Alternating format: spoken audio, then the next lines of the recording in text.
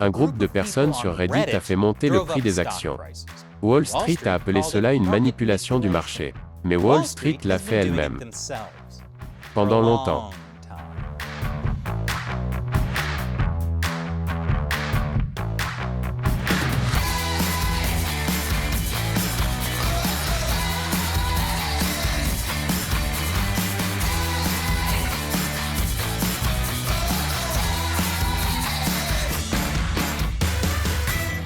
Bienvenue à l'émission Amérique dévoilée, je suis Chris Chappell. Cet épisode est sponsorisé par Surfshark Alert. Il permet de détecter si vos informations privées ont fait l'objet d'une fuite en ligne ou si elles font partie d'une violation de données. Au cours des dernières semaines, nous avons vu beaucoup d'articles de presse sur les négociateurs en bourse sur Reddit, en particulier le sous-Reddit Wall Street Bets. Ils ont fait monter le prix de certaines actions comme GameStop au détriment des fonds spéculatifs qui pariaient sur la baisse des prix.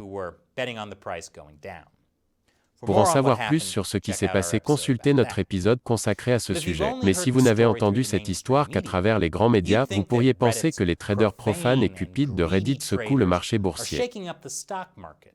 Ce qu'ils font depuis, un coin miteux de l'Internet, trempé dans le blasphème, le langage des frères et l'avidité. On pourrait même dire qu'ils utilisent leur pouvoir collectif pour manipuler le marché boursier. Mais le marché boursier a été manipulé pendant longtemps. Matt Neisda a gagné davantage. Merci Chris. Cela a été déchirant de voir tant de traders faire monter le prix des actions en espérant qu'ils gagnent de l'argent alors que d'autres en perdent. Je parle bien sûr des fonds spéculatifs qui font cela depuis des années. Il existe de nombreux types de fonds spéculatifs qui investissent dans toutes sortes de choses, et les régulateurs leur donnent une grande marge de manœuvre. Un type classique de fonds spéculatif se couvre contre le marché boursier en achetant des actions en position longue et en vendant des actions à découvert. L'achat de position longue consiste à acheter des actions d'une entreprise en espérant que le cours de l'action va augmenter. La vente à découvert consiste à emprunter des actions en promettant de les rembourser plus tard en espérant que le cours va baisser. Il n'y a rien de mal à faire cela et à espérer que le prix des actions va dans votre sens. Mais en réalité, beaucoup de fonds spéculatifs ne fonctionnent pas sur la base de l'espoir, pas plus que les politiciens ne se présentent sur la base de l'intégrité. Si les actions n'évoluent pas dans le bon sens, certains fonds spéculatifs tenteront de résoudre ce problème. Il existe aujourd'hui toutes sortes d'articles universitaires sur le sujet qui demandent si les fonds spéculatifs manipulent le marché. La réponse, soit dit en passant, est oui. Mais ne vous fiez pas à un document de 53 pages que vous ne lirez pas. Écoutez Jim Cramey, animateur de l'émission Mad Money sur CNBC. Ma mission est simple, vous faire gagner de l'argent. Je suis ici pour uniformiser les règles du jeu pour tous les investisseurs. Et il sait tout sur les règles du jeu, parce qu'il était un gestionnaire de fonds spéculatifs, le genre qui faisait beaucoup de ventes à découvert. Voici Jim Cramey en décembre 2006, à l'époque où les gens pensaient que les interviews que vous réalisiez sur Internet n'auraient qu'un petit public. Il explique comment les gestionnaires de fonds spéculatifs peuvent faire monter ou baisser le prix d'une action. Vous savez, il est arrivé souvent que je sois à découvert dans mon fonds spéculatif et que je sois positionné à découvert, ce qui signifie que j'avais besoin de le faire baisser. Je créais à l'avance un niveau d'activité qui pouvait faire évoluer les cours à terme. Il ne faut pas beaucoup d'argent. De même, si j'étais en position longue et que je voulais que les choses se passent un peu mieux, j'allais prendre un tas d'actions et m'assurer qu'elles sont plus élevées. Vous savez, peut-être engager 5 millions de capital pour le faire et je pouvais l'affecter. Ce que vous voyez maintenant, c'est qu'il s'agit probablement d'un marché plus important, qu'il faut peut-être 10 millions de capital pour faire baisser les actions, mais c'est un jeu amusant et lucratif. Et vous pouvez le déplacer vers le haut puis le faire disparaître, ce qui crée souvent un sentiment très négatif. Imaginons que vous adoptiez une vision à long terme en cours de journée et que vous disiez, écoutez, je vais stimuler le marché à terme, et que lorsque les vrais vendeurs arrivent, le vrai marché arrive, ils vont le faire chuter. Cela va créer une vision négative. C'est une stratégie qui vaut vraiment la peine d'être appliquée quand on est évalué au jour le jour. Et j'encourage tous ceux qui sont dans le jeu des fonds spéculatifs à le faire parce que c'est légal, juste, et c'est un moyen très rapide de faire de l'argent et très satisfaisant. D'ailleurs, personne d'autre au monde ne l'admettrait jamais, mais je m'en moque. Mais vous pouvez le dire ici, je ne vais pas le dire à la télévision. Surprise, l'Internet est plus grand que la télévision maintenant. Ce que Jim Cramey veut dire, c'est que les fonds spéculatifs utilisent des techniques pour faire monter et descendre le prix des actions d'une manière qui n'a rien à voir avec les fondamentaux d'une entreprise. Il s'agit simplement d'utiliser les mécanismes du commerce. Vous pourriez penser que c'est un peu contraire à l'éthique, voire manipulateur. Mais ce n'est pas illégal. Ce qui est illégal, c'est le fait de fomenter. Vous ne pouvez pas le fomenter, c'est une violation de effervescence. Ouais, vous ne pouvez pas fomenter, vous ne pouvez pas créer l'impression que les actions sont en baisse. Mais vous le faites quand même parce que ACAVM ne le comprend pas. Donc oui, c'est la seule raison pour laquelle je pourrais dire que c'est illégal. Mais un fonds spéculatif qui n'a pas beaucoup augmenté doit vraiment faire beaucoup maintenant pour se sauver, donc c'est différent de ce dont je parlais au début où j'achetais les files d'attente et tout ça. En fait, c'est tout simplement illégal. Mais quand vous avez 6 jours et que votre entreprise peut avoir des doutes parce que vous êtes à terre, je pense qu'il est vraiment important de fomenter, si j'étais un de ces gars. Il est donc illégal de faire de la publicité, mais il est aussi très important que les fonds spéculatifs le fassent s'ils ont des problèmes financiers. Et je veux dire, c'est difficile à prouver. De plus, les régulateurs, la CAVM, sont à peu près aussi compétents que Barney dans le show d'Andy Griffith. Bon, disons que je gère un fonds spéculatif. Nous sommes en décembre 2006 et j'ai fait une vente à découvert, je ne connais pas RIM. C'est Research in Motion, la société qui a fabriqué les BlackBerry. Vous vous souvenez? Mais j'ai besoin que le prix de RIM baisse avant la fin du trimestre quand je dois racheter les actions. Mais cette stupide société se porte bien et le prix monte. Que puis-je faire en tant que pauvre et innocent gestionnaire de fonds spéculatifs pour fomenter et faire baisser le prix? Ce que je faisais s'appelait, si je voulais aller plus haut, je prenais et j'offrais, je prenais et j'offrais, je prenais et j'offrais. Et si je voulais aller plus bas, je liquidais et offrais, liquidais et offrais, liquidais une offre. Et je pouvais obtenir une action comme RIM, cela pouvait me coûter 15-20 millions d'enchères pour faire tomber RIM. Mais ce serait fabuleux parce que ça ferait fuir tous les crétins qui avaient une position longue sur Research in Motion. Oui, nous voyons que, encore une fois, quand votre entreprise est en mode de survie, il est vraiment important de faire échouer Research in Motion et d'obtenir le pisani du monde, et les gens en parlent comme s'il y avait quelque chose qui clochait avec RIM, alors vous appelleriez le journal et vous obtenez le journaliste clown concernant Research in Motion et vous lui transmettez qu'il y a un tueur qui va créer une échappatoire. Ce sont toutes les choses que vous devez faire un jour comme aujourd'hui, et si vous ne le faites pas, peut-être que vous ne devriez pas être dans le jeu. Oui, si vous ne savez pas comment manipuler des journalistes clowns pour créer la panique et faire baisser artificiellement le prix des actions, peut-être que vous ne devriez pas être dans le jeu. Idiot. Et si vous vouliez faire un court-circuit avec, disons, Apple avant qu'il ne sorte le prochain iPhone, une autre action sur laquelle beaucoup de gens se concentrent en ce moment semble être Apple. Ouais, Apple est très important pour répandre la rumeur que Verizon et Bell, AT&T ont décidé qu'ils n'aiment pas le téléphone.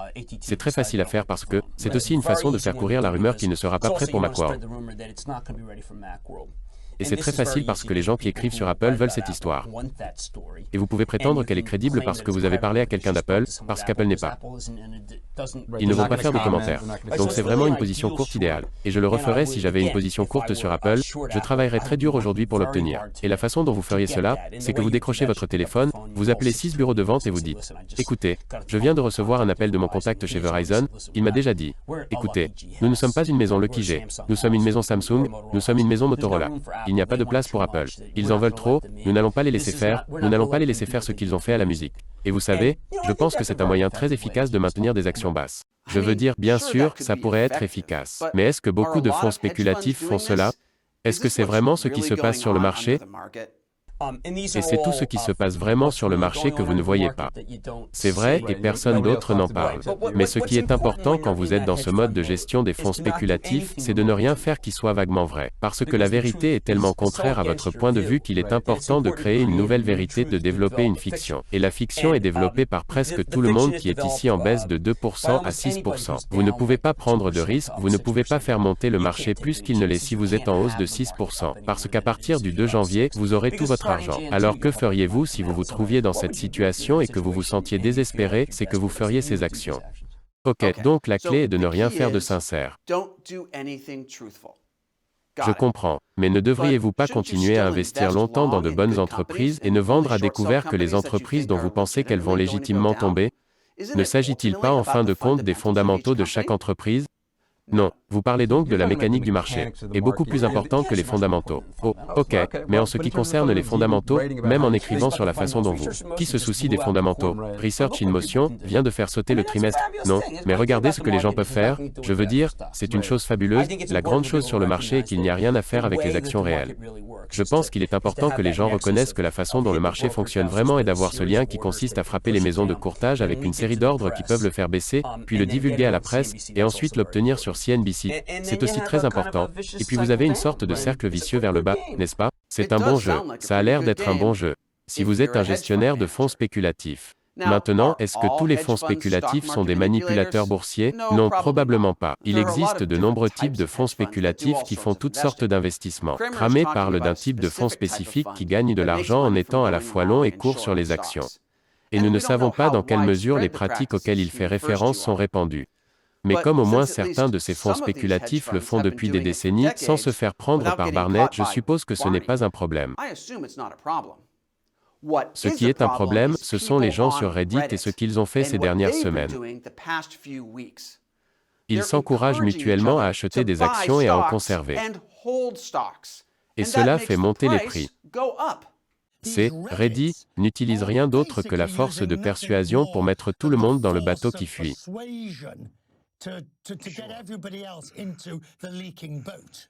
La persuasion, c'est ce que j'appelle de la manipulation de marché.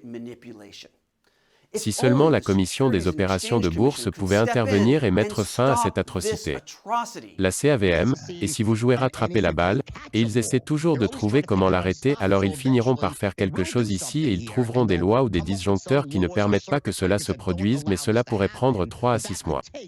Je pense que cela finira par s'arrêter et cela devrait s'arrêter. Il faut que ça s'arrête. Parce que les investisseurs ordinaires ne devraient jamais être autorisés à influencer le marché. Selon le condamné Jordan Belfort, le vrai loup de Wall Street, le type qui a été emprisonné pour manipulation du marché.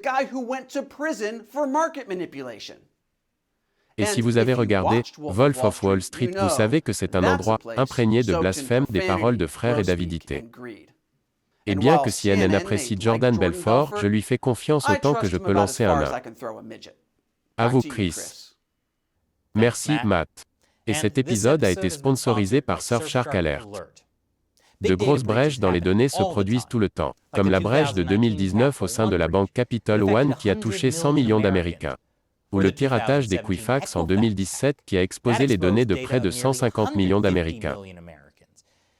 Et lorsque cela se produit, vos informations privées peuvent être exposées comme votre numéro de carte de crédit, le solde de votre compte bancaire, votre numéro de sécurité sociale et bien plus encore. Si vous êtes préoccupé par les violations de données, les vols d'identité, les fuites de mots de passe ou les pirates informatiques, vous devriez utiliser Surfshark Alert. Surfshark Alert vous avertira si vos données sont compromises. Vous pourrez ainsi modifier vos mots de passe, fermer les comptes exposés ou changer d'entreprise. Et pour une durée limitée, vous pouvez économiser 75%. Vous pouvez bénéficier de Surfshark Alert pour seulement 3,19 $ par mois, plus un abonnement gratuit à Surfshark VPN, plus 3 mois de bonus pour les deux. Pour bénéficier de cette offre, rendez-vous sur surfshark.deals/uncoveredalert et utilisez le code UNCOVEREDALERT. Prenez le contrôle de votre sécurité en ligne. Surveillez vos cartes de crédit. Protégez vos mots de passe de courrier électronique. Rendez-vous Surfshark. Deals, Uncovered Alert pour en savoir plus. Une fois de plus, je suis Chris Chappell, à la prochaine.